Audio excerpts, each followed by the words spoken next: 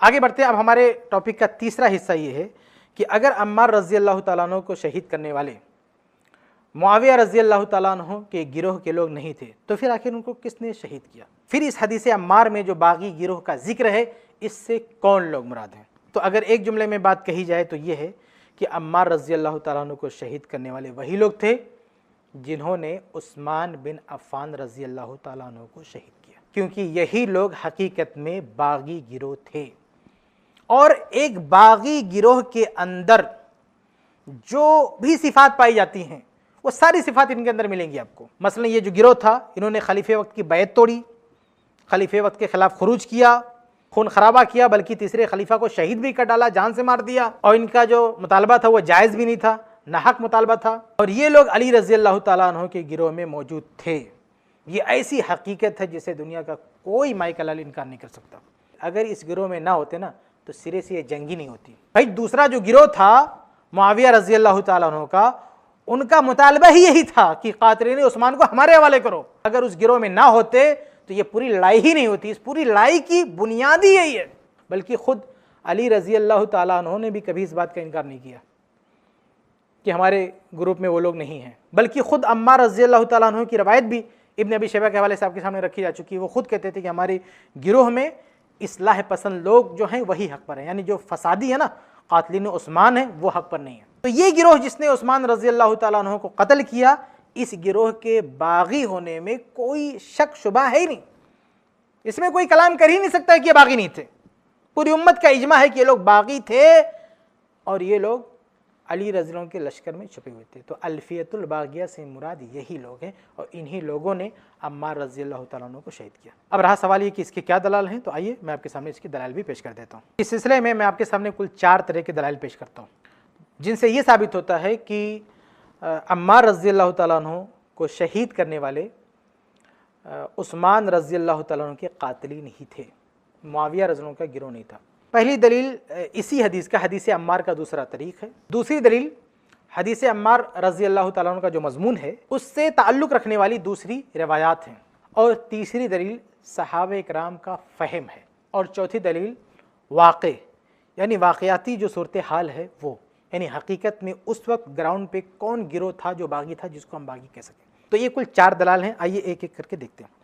सबसे पहली दलील कि हदीस अम्मार का एक दूसरा तरीक़ जो मुस्तदरक हाकिम में है, हदीस नंबर 2653, उसमें क्या है, अब्दुल्ला इब्न अब्बास रज़ी अल्लाह तआला अन्हु से मरवी है कि उन्होंने इक्रिमा और अपने बेटे अली से कहा कि इन तरीक़ा इला अबी सईद, कि तुम दोनों जाओ अबू सईद अल खुदरी रज़ी अल्लाह तआला अन्हु के पास। इतनी बात सही बुखारी में भी है, लेकिन यहाँ पे क्या है, फस्मा मिन्हु हदीथहु। अच्छा, ये बात भी सही बुखारी में है कि जाओ उनकी हदीस सुनो। लेकिन मुस्तदरक हाकिम में क्या है, फ़ी शअनिल खवारिज, खवारिज के सिलसिले में जाओ उनसे हदीस सुनो। यानी खवारिज से मुतल्लिक, यानी उस हदीस का ताल्लुक़ होगा खवारिज से। अब ये दोनों अबू सईद अल खुदरी रज़ी अल्लाह तआला अन्हु के पास आते हैं तो ये वही हदीस सुनाते हैं जिसमें ये है, वही अम्मार तक़्तुलहु अल्फियतुल बागिया क़ाल व यक़ूलु अम्मार अऊज़ु बिल्लाहि मिनल फ़ितन। बिल्कुल सही बुखारी की रवायत है जो सही बुखारी में 447 के तहत है, वही हदीस है। तो इसमें एक लफ्ज़ क्या है, फ़ी शअनिल खवारिज, कि खवारिज से मुतल्लिक हदीस सुनना। अब ज़रा गौर कीजिए कि इस हदीस का खवारिज से क्या ताल्लुक़ हो सकता है। अम्मार रज़ी अल्लाह तआला अन्हु का खवारिज से कोई ताल्लुक़ हो नहीं सकता। मुआविया रज़ी अल्लाह तआला अन्हु के गिरोह को किसी ने भी खारजी नहीं कहा है, वो भी खवारिज नहीं। तो फिर खवारिज कौन है? जाहिर सी बात है कि उस्मान बिन अफ़्फ़ान रज़ी अल्लाह तआला अन्हु के ख़िलाफ़ जिन लोगों ने खुरूज किया, बल्कि उन्हें शहीद भी कर डाला, वही खारजी है। वो खुरूज करने वाले थे, इस माने में वो खवारिज भी थे।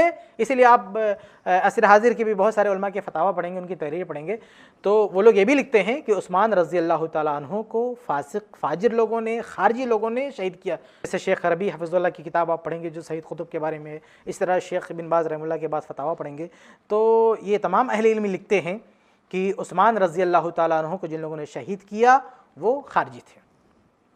तो इस हदीस में जो ये है खवारिज, ये लफ्ज़ उन्हीं पर सादिक कर सकता है जिन्होंने उस्मान रज़ी अल्लाह तआला अन्हु के ख़िलाफ़ खुरूज किया। तो ये जो इस हदीस का दूसरा तरीक़ है, ये तरीक़ ही इस बात की दलील है कि इससे मुराद कातिलीन उस्मान है, मुआविया रज़ी अल्लाह तआला अन्हु का गिरोह, इससे मुराद नहीं हो सकता। ये पहली दलील है। दूसरी दलील हदीस अम्मार रज़ी अल्लाह तआला अन्हु का जो मतन है उससे ताल्लुक़ रखने वाली दीगर अहादीस, वो अहादीस नबविया भी इस बात की दलील है कि बागी गिरोह से कौन मुराद है।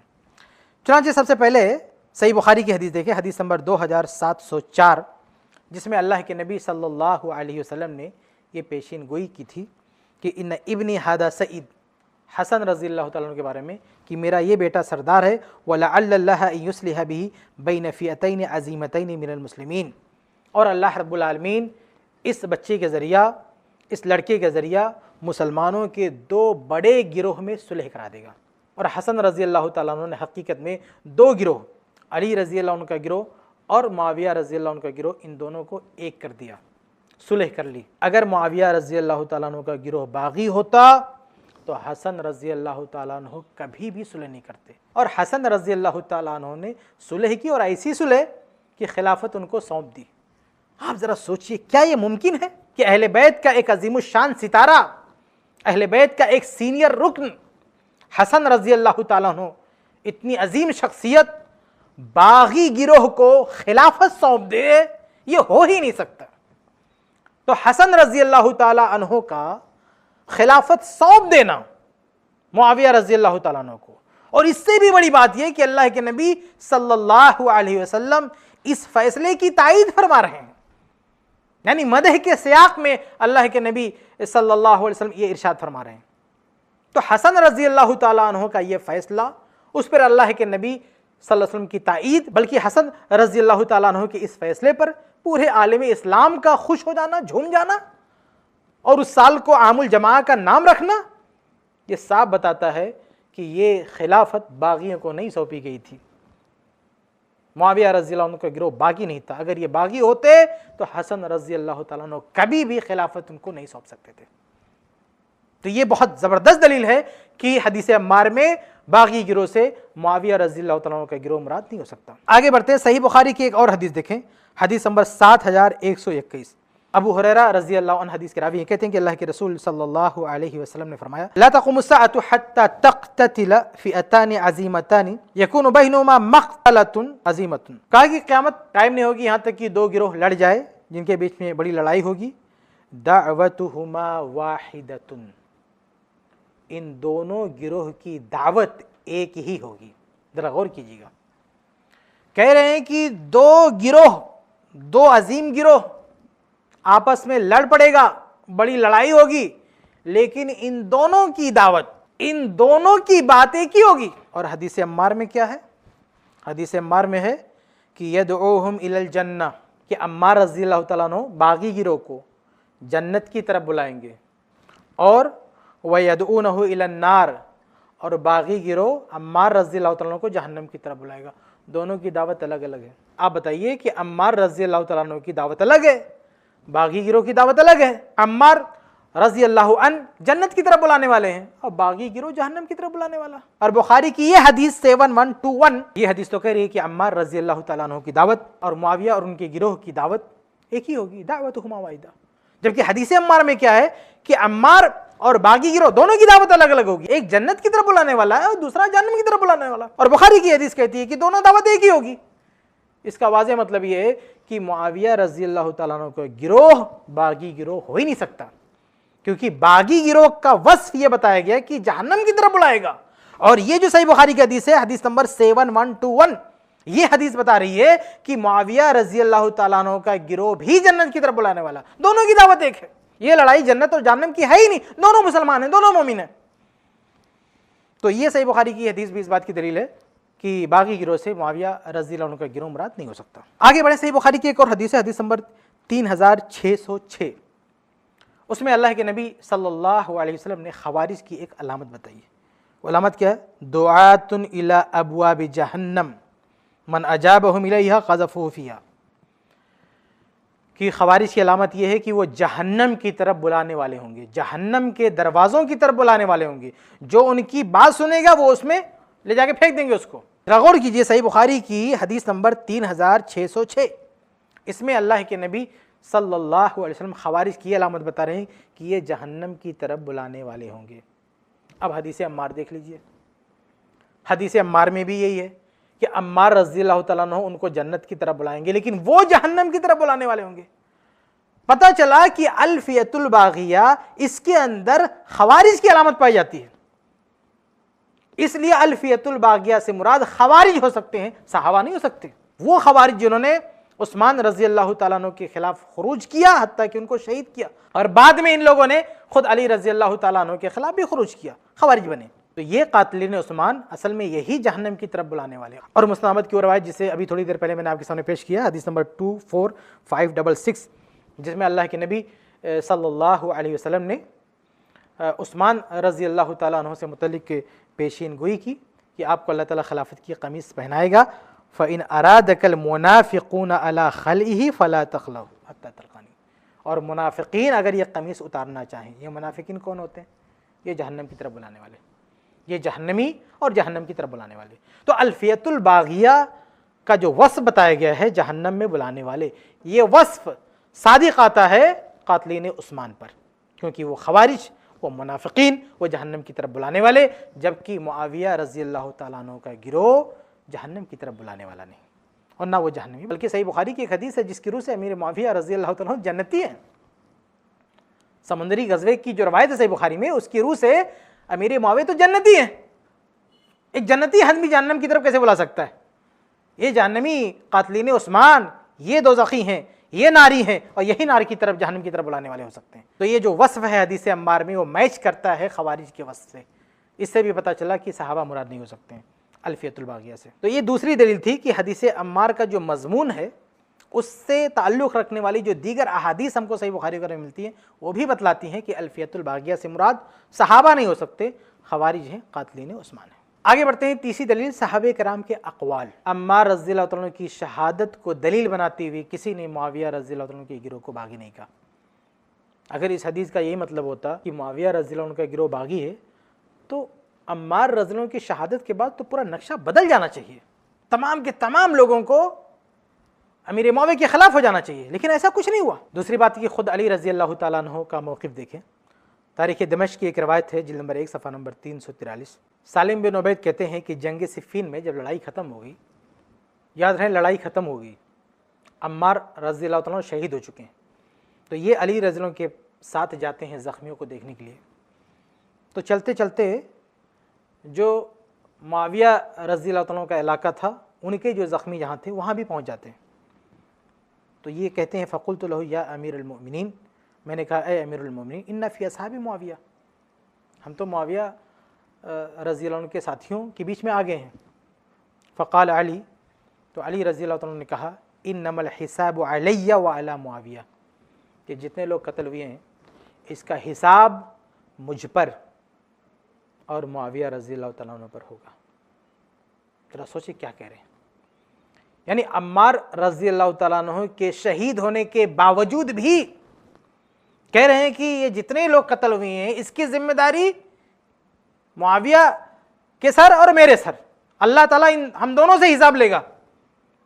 हालांकि अगर शहादत अम्मार ने यह फैसला कर दिया होता ये बागी गिरोह है, तो अली रज़ियल्लाहु ताला अन्हु कभी ऐसी बात नहीं कहते। खवारिज के साथ अली रज़ियल्लाहु ताला अन्हु की लड़ाई हुई, वहाँ इस तरह की बात उन्होंने नहीं की, बल्कि उन्होंने तो अल्लाह का शुक्र अदा किया कि मारे गए, वहाँ नहीं। लेकिन यहाँ पे कह रहे हैं कि ये जितने लोग कत्ल हुए इनकी जिम्मेदारी मुझ पर, मुआविया पर है। हालांकि अम्मार रज़ियल्लाहु अन्हु शहीद हो चुके हैं। ये इस बात की दलील है कि ख़ुद अली रज़ियल्लाहु ताला अन्हु भी अल्फियतुल बागिया से मुआविया रज़ियल्लाहु ताला अन्हु को मुराद नहीं लेते थे। और आगे बढ़ें, जंग सिफ़ीन के बाद तहकीम का वक्त आया, यानी ये बात रखी गई कि किसी को हकम बना दिया जाए, दोनों में सुलह की जाए, और अम्मार रज़ियल्लाहु ताला अन्हु शहीद हो चुके हैं। शहादत अम्मार के बाद अली रज़ियल्लाहु ताला अन्हु तहकीम पर राज़ी हैं, अली रज़ियल्लाहु ताला अन्हु सुलह पर राज़ी हैं। इससे पता चलता है कि शहादत अम्मार के बाद दोनों गिरोहों में से किसी गिरोह ने भी, दोनों तरफ जितने सहाबा थे, किसी सहाबी ने भी हदीस अम्मार रज़ियल्लाहु ताला अन्हु की शहादत को बुनियाद बनाते हुए ये तय नहीं किया कि मुआविया रज़ियल्लाहु ताला अन्हु का गिरोह बागी है। हालांकि अगर ये हदीस उन पर मुंतबिक होती तो मामला बड़ा आसान था, लेकिन उस वक्त किसी ने भी इस हदीस को बुनियाद बनाकर ये नहीं कहा कि अल्फियतुल बागिया से मुराद मुआविया रज़ी अल्लाह का गिरोह है। बल्कि आगे चलकर हसन रज़ी अल्लाह तआला अन्हु तो खिलाफत सौंप दी। पता चला तमाम सहाबा हत्ता कि अहले बैत में से भी किसी ने अल्फियतुल बागिया से मुआविया रज़ी अल्लाह तआला को मुराद नहीं लिया। तो ये तीसरी दलील है कि सहाबा किराम का फ़हम भी ये बताता है कि अल्फियतुल बागिया से मुआविया रज़ी अल्लाह तआला का गिरोह मुराद नहीं है। आगे बढ़ते हैं। चौथी दलील वाक़ई, यानी वाक़याती दलील। हकीकत में वाकई में मुआविया रज़ी अल्लाह तआला अन्हु का गिरोह बागी था ही नहीं। किसी को बागी कहने के लिए जो शर्तें होती हैं वो शर्तें मुआविया रज़ी अल्लाह तआला अन्हु की गिरोह में नहीं पाई जाती है। मिसाल के तौर पर बागी उसे कहेंगे जो हुकूमत के ख़िलाफ़ बगावत करके तख्ता पलटना चाहे और ख़ुद हुकूमत को हथियाना चाहे। मुआविया रज़ी अल्लाह तआला अन्हु की ये डिमांड नहीं थी, वो तख्ता नहीं पलटना चाहते थे, न खिलाफत के तलबगार थे। बागी के अंदर दूसरी चीज़ ये होती है कि वो खून खराबा करता है, और मुआविया रज़ी अल्लाह तआला ने कोई खून खराबा नहीं किया। उन्होंने सिर्फ अपना डिफेंस किया, उन्होंने खुद आगे बढ़ के अटैक नहीं किया। वो पहले से एक स्टेट के अमीर थे, पहले से, और उसी पर कायम थे। उन्होंने कोई हमला नहीं किया। उन पर हमला हुआ तो उन्होंने अपना बचाव किया, लेकिन उन्होंने आगे बढ़ के किसी को नहीं मारा। तो बागियों का जो ये वस्फ होता है ना, खून खराबा करना, ये वस्फ भी इस गिरोह में नहीं पाया जाता। तीसरी चीज़, बागियों का मुतालबा नाहक होता है। उनका मुतालबा हक पर नहीं होता है, उनका मुतालबा हक का नहीं होता है। अगर कोई गिरोह हक पर हो और हक चीज़ का मुतालबा करे, उसको बागी नहीं कहा जाएगा। और मुआविया रज़ी अल्लाह अन्हु का जो मुतालबा था, उसके हक होने पर तो पूरी उम्मत का इत्तेफाक है। उनका मुतालबा था कि उस्मान रज़ी अल्लाह अन्हु के कातिलीन को सज़ा दी जाए। इस मुतालबे को किसी ने भी गलत नहीं कहा, हत्ता कि अली रज़ी अल्लाह तआला अन्हु ने भी इस मुतालबे को गलत नहीं किया। बहुत हुआ तो इस काम को डिले करने की बात कहेगी, मुलतवी करने की बात कहेगी कि क़िसास का काम बाद में होगा, लेकिन ये कि क़िसास लेना दुरुस्त नहीं है या मुतालबा नाजायज़ है, मुतालबा नाहक है, ये बात आलम इस्लाम में से किसी ने नहीं कही है। तो ये जो बागी के अंदर सिफत होती है ना कि नाहक कोई मुतालबा करे, नाजायज़ मुतालबा करे, ये चीज़ भी उनके अंदर नहीं थी। इस तरह से बागियों में एक बात ये होती है कि वो बैत करके मुकर जाते हैं, पहले खलीफा तस्लीम कर लेते हैं, बाद में मुकर जाते हैं। मुआविया रज़ी अल्लाह तआला अन्हु के अंदर ये चीज़ भी नहीं थी। वो तो शुरू ही से खिलाफ थे। बहुत सारे सहाबा किराम ने बैत नहीं की तो उन्होंने भी बैत नहीं की। वो तो शुरू ही से कोई अहद लिया ही नहीं, पहले ही से बैत में दाखिल नहीं थे, तो बैत तोड़ना कैसे कहेंगे। तो कहने का मतलब ये कि मुआविया रज़ी अल्लाह अन्हु का जो गिरोह था, उस गिरोह के अंदर बागियों के औसाफ नहीं पाए जाते थे। यानी वाक़यतन और हकीकतन वो बागी थे ही नहीं।